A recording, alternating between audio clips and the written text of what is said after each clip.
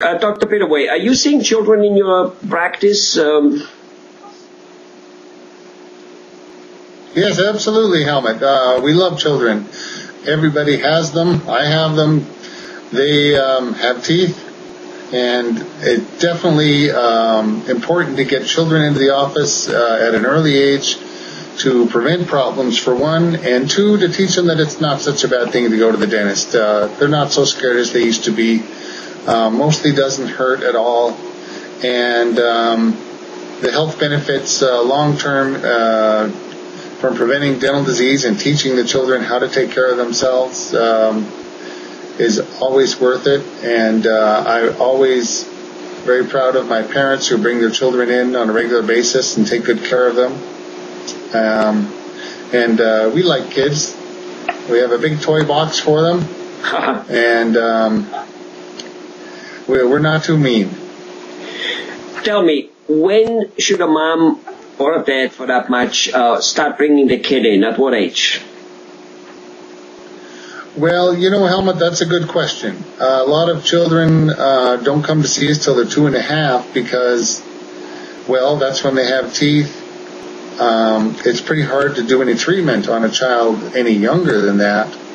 But the new recommendations are now to start screening children at around age 1. Just for the benefit of prevention and educating the parents and the children, and catching problems early is always worthwhile. An ounce of prevention is really true for dentistry. I know we say it a lot, but what can I say? It's true. So I had a little 7-year-old girl today, and I fixed 3 teeth. I gave her some anesthetic. She said she didn't even feel it. She left all cavity free today, and so she's happy. Great. So basically, educating the parents is really a big part, even before the children have the teeth. Is there any suggestions you can give to the moms of, while the children's are teething, or before or like right after, things which they could and should do with the children, or could or should not do with their children? Any suggestions you can give us there? Well, sure, real quick, there's a few things I could tell you. I think breastfeeding is very good for children. It's good for the health of the mother and the formation of the dental arches.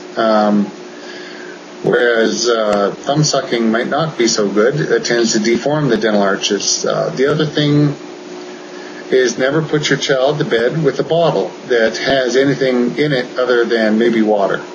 Their saliva flow decreases if you send them to bed with milk or juice or pop or anything else. The risk of decay goes way up.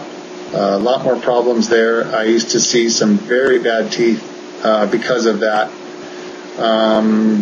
The other thing that is a great benefit that not everybody knows about is a sugar called xylitol, which is a natural sugar that is not harmful to the teeth. In fact, it keeps the bacteria away from the mouth, and it's used to reduce tooth decay and the bacteria that cause tooth decay. So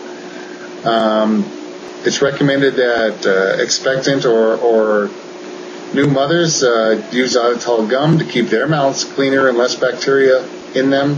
And also small children who are old enough can have a xylitol candy, suckers, some can chew gum. Also reduce the incidence of ear infections, throat infections. It's really an easy thing to do. It's fun. I mean, you can have candy and it's good for your teeth. So I know it's not chocolate, but it's still pretty good. All right. Well, that's a good suggestion. What was that thing called again? Xylitol. It's spelled with an X. Xylitol. Is that something adults can and should take also, or is that for... Absolutely. It's we keep plenty of it in the office. It's in our mouthwashes. We have gum, mints.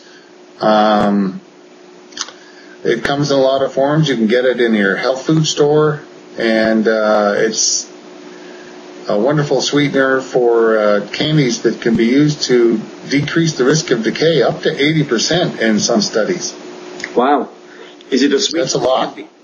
Is it a sweetener which can be used for baking and coffee and teas and stuff, or not?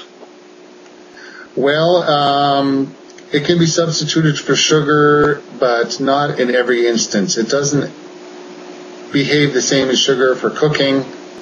It's okay for some things, and I'm not too sure about that. I just know that it's useful in a lot of other dental applications and in the candies and treats that I keep suckers in the office.